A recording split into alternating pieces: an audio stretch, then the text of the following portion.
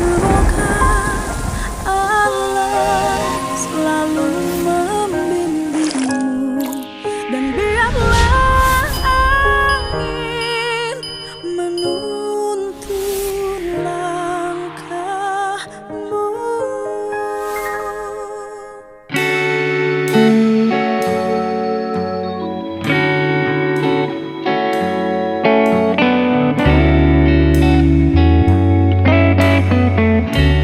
Nah, sekarang kan sudah mulai nih publik mengarah, opini terbangun, walaupun hukum bukan opini.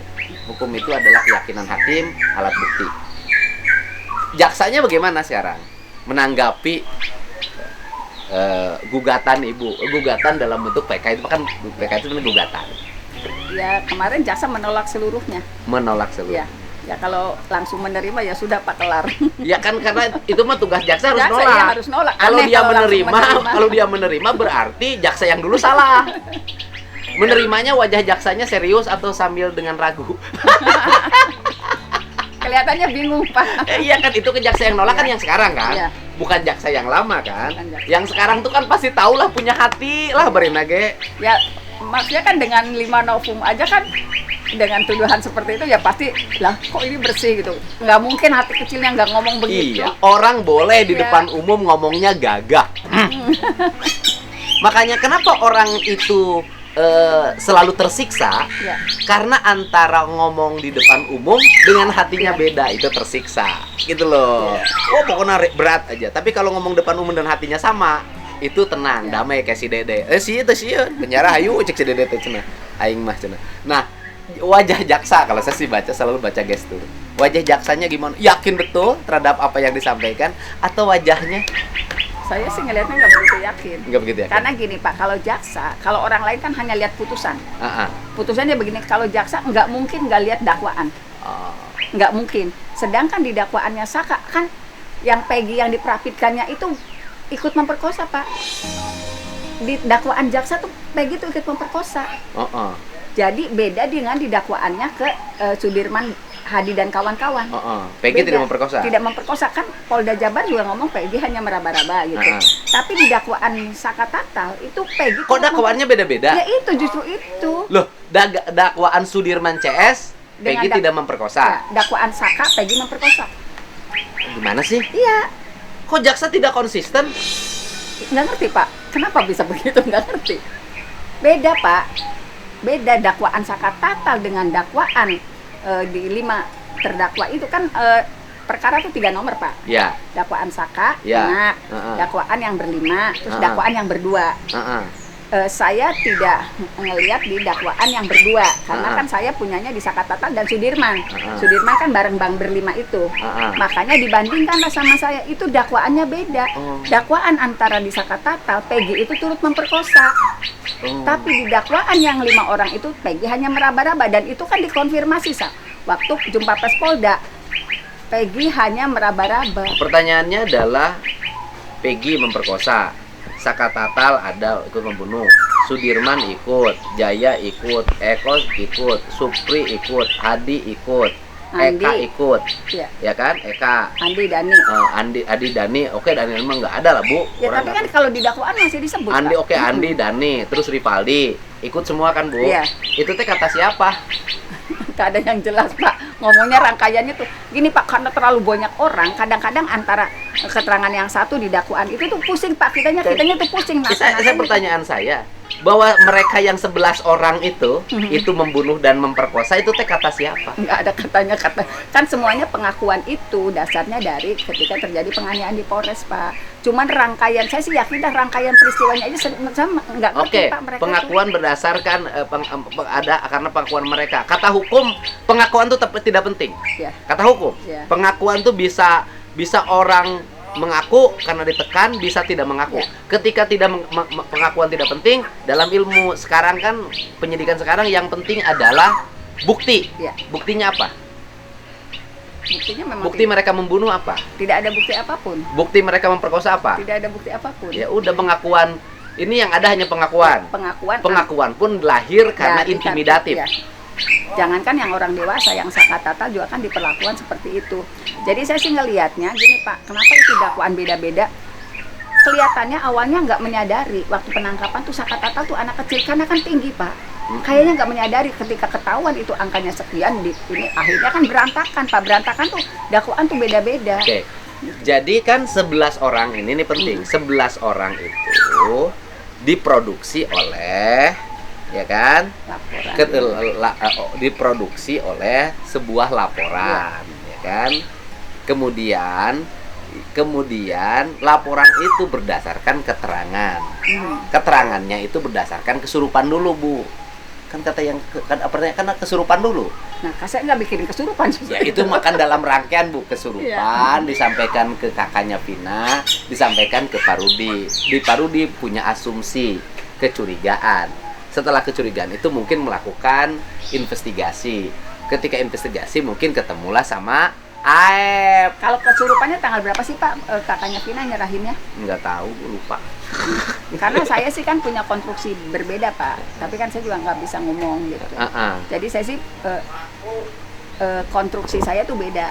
Apakah karena pengakuan kesurupan, apakah ada konstruksi lain gitu yang nggak bisa saya ngomong? Oh iya tahu saya. Ibu udah nggak ngomong juga saya tahu. Makanya pertanyaan saya adalah, Aep kan bukan orang situ. Iya. Kan ini semua bersumber dari Aep, Bu. Iya. Aep kan bukan orang situ. Aep itu hafal muka, tidak hafal nama. Iya. Berarti Aep mendapatkan nama-nama itu dari Dari siapa? mana? Iya. Sudahlah. Gitu. Nanti disebutin disomasi lagi. Ya, kan? Sudahlah, kita sudah tahu Aep dapat nama dari siapa, udah Iya. tahu kok. Karena memang nggak kena. Aib tuh kayaknya cuma tahu muka tapi nggak tahu nama. Makanya pertanyaan saya adalah, apakah penangkapan itu hal yang spontan atau sebelum penangkapan ada diskusi, ada musyawarah untuk melakukan penangkapan?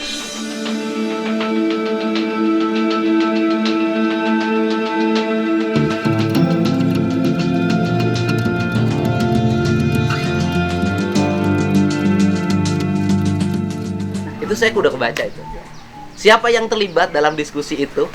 Sampai hafal nomor motor, Sampai jenis nama. motor, nama, berarti ada sebuah rangkaian di situ yang terlibat dalam pembicaraan itu.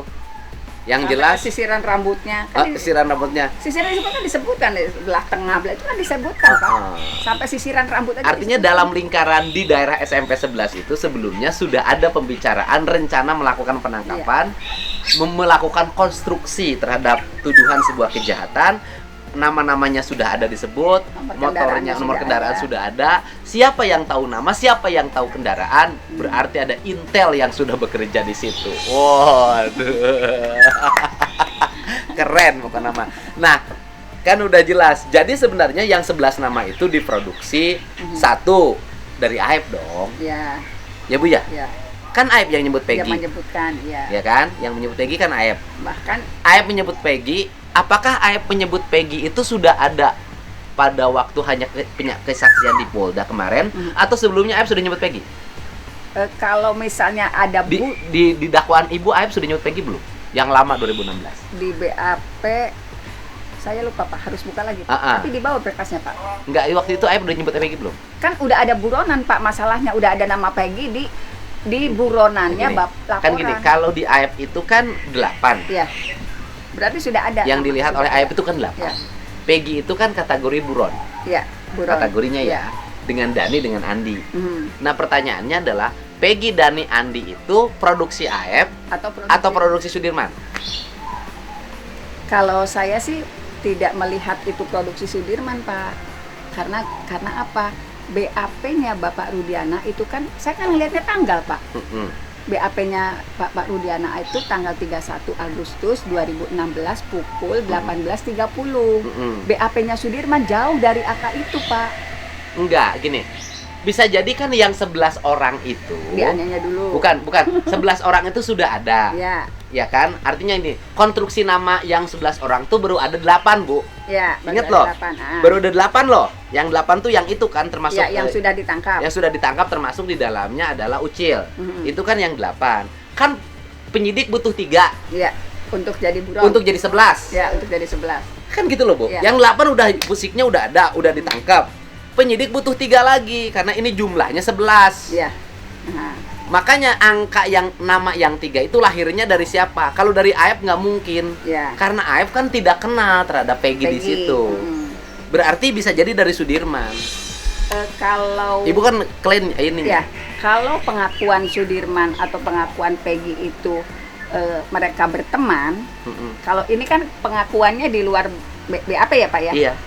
Mereka berteman sejak SD, mungkin dari Sudirman. Tapi kan saya melihatnya faktanya fakta BAP Pak.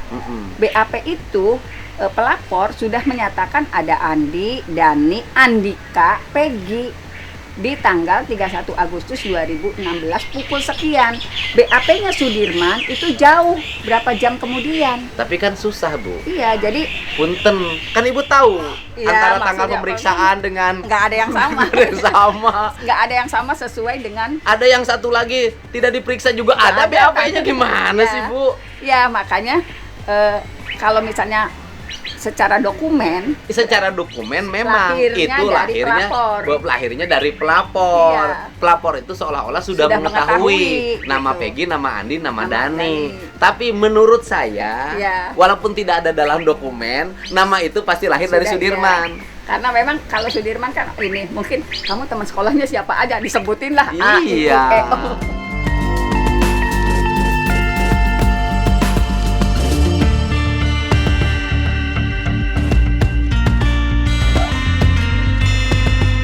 Ya kan yang sekarang Iya. pun masih mengakui bahwa Peggy pelaku kan Sudirman. Sudirman, iya. Cuman Sudirman bingung ngerumusin nama Dani dan Andi. Kayak gimana Ya, orang?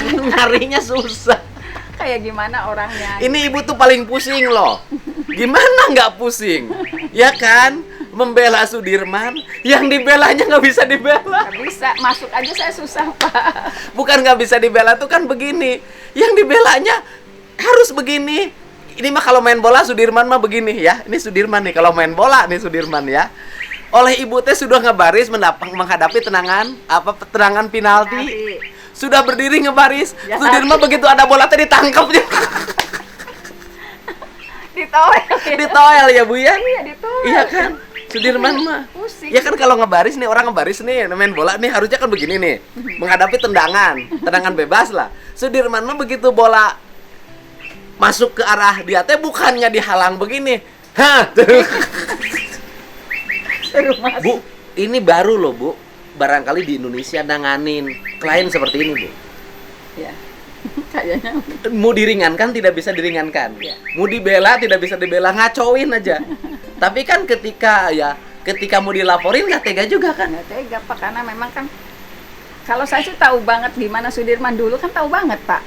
Di antara gestur yang misalnya dijajarin tuh 6 terpidana gitu, 7 terpidana terdakwa waktu itu kan gestur Sudirman tuh paling blow on Pak, benar. Iya. Nah ini Blow untuk on membuktikan kebelonan Sudirman. Ini mah rada sadis ya mah Bu. Ibu jangan marah, jangan tersinggung. Untuk membuktikan kebelonan, untuk membuktikan kemampuan IQ-nya yang rendah. Gimana kalau dilaporin aja kalau begitu Bu? Kan nanti kalau dilaporin ketika diperiksa tidak memenuhi syarat, ya udah Sudirman nggak bisa diproses. Ya.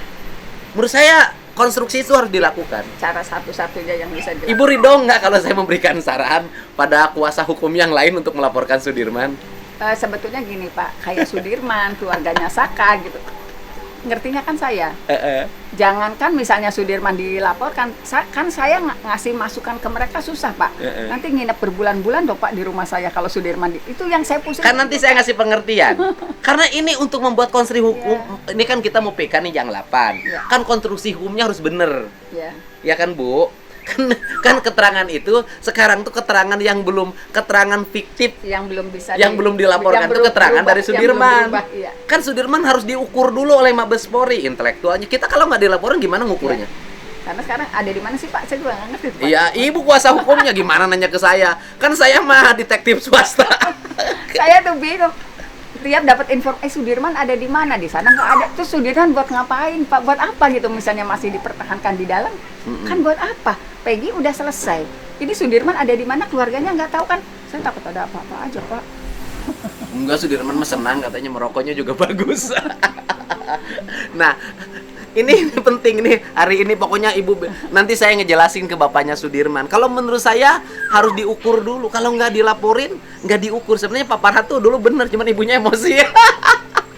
Iya, karena kan nggak maksudnya nggak ini tiba-tiba mau ngelaporin dalam kondisi mereka juga secara psikologis lagi rusak semua Pak. Karena nanti saya yang babak belur di rumah Pak. Pusing saya ngurusin segitu banyak saka belum beres gitu. Sekarang kan kalau sekarang mah konstruksinya sudah Ya, jelas. sudah jelas. Dedeknya kan sudah mengakui bahwa dia Ya. bohong. Itu kan nanti kan kalau Sudirman dilaporin kan bisa dia konfrontir sama Dedek. siapa? Bisa kena Bu. Ini penting Sudirman harus dilaporin. Ya. Saya tuh pernah ngasih usulan itu tapi ibu takut marah. Ya karena kan yang tidak orang pahami, Bapak misalnya Bapak pahamlah keluarga Sudirman seperti Iya, apa. saya bisa ibu ngasih ayahnya. penjelasan kok, tenang aja. Saya hanya bisa berkomunikasi dengan kakaknya. Nah mereka tuh nanti Sudirman dilaporin udah kemana-mana. Yang dipikirin tuh, aduh nanti yang lain seumur hidup Sudirman mati. Itu aja yang dipikirin kan. Ke sayanya tuh ini gimana sih saya ngasih penjelasan sulit buat sayanya tuh Pak. Ya, Anda tahu nggak bahwa saya itu kan ada di dalam sehingga banyak bertanyakan pada itu ngapain sih ngurusin ini? Kamu tuh apa urusannya? Ini urusan itu bukan persoalan ringan loh. Ya. Kondisi psikologi sosial pertama adalah psikologi sosial para terpidana. Ini bukan masalah gampang. Menjaga emosi mereka dan mereka rata-rata ya ekonominya berat. Mereka tidak bisa ada waktu yang terbuang untuk bolak-balik karena dia nggak bisa makan, nggak bisa bayar listrik. Nah itu sudah selesai, udah kelar lah menurut saya. Ya, insya Allah sampai hari ini relatif keluarga terpidana dia bisa lihat lah wajahnya udah cerah-cerah. Ini kelar. Terus yang kedua ada contoh bagus loh, bagaimana orang kecil tuh saling memaafkan. Iya. Oh kalau orang besar baru dia gini harus masuk penjara terus. Ini mah di penjara seumur hidup. Ada harapan bebas masih dimaafin. Nah yang ketiga, ini bukan masalah gampang loh mengorkestrasi lawyer. Oh bukan masalah gampang ya Bu ya. Ya bisa senyum kan ibu lawyer kan?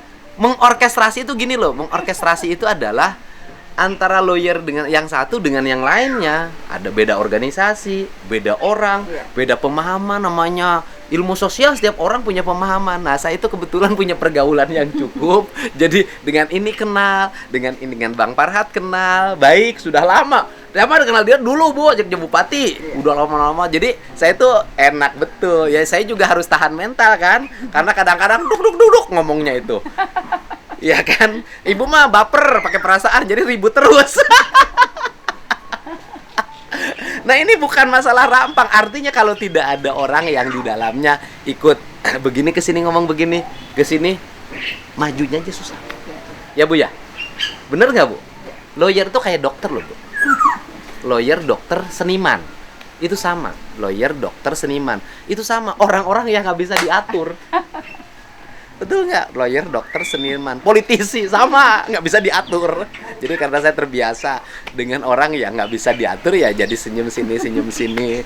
Iyalah kadang saya bawa bola, kadang ngambil keluar gawang, kadang melempar, sehingga orang bertanya, Pak Deddy itu apa sih statusnya di situ?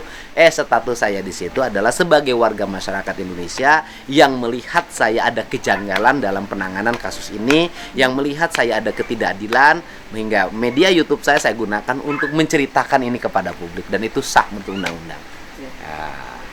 Nah, itu tapi kalau lihat wah ibu nih.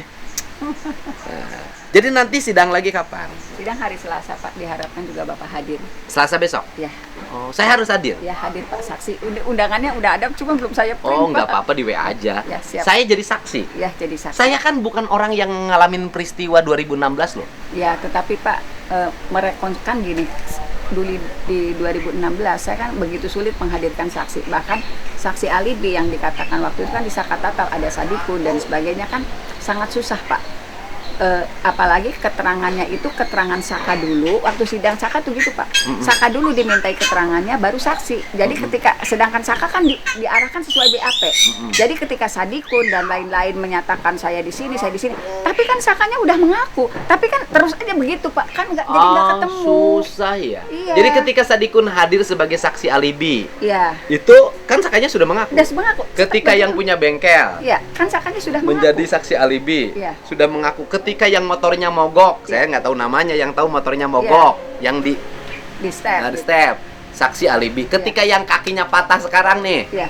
Nanti dia diundang Bu, pengadilan kakinya Kalau patah. Kalau yang sudah itu Pak, itulah sebabnya ketika sudah dihadirkan kita kan tidak bisa hadirkan kembali. Pokoknya novum ditolak tuh karena itu Pak, dianggapnya itu pernah dihadirkan di persidangan sebelumnya.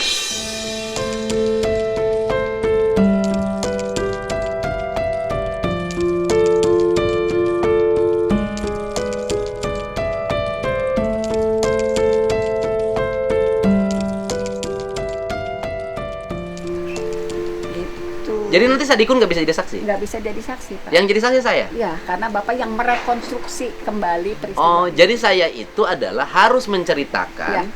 bahwa alibi Para- yang kuat pada waktu itu Ya. bahwa Saka Tatal tidak keluar rumah Ya, ke tidak area. ada sana. Tapi kan sekarang alibi itu juga nggak ada arti. Mhm. Kan sudah dibatalin sama Dede.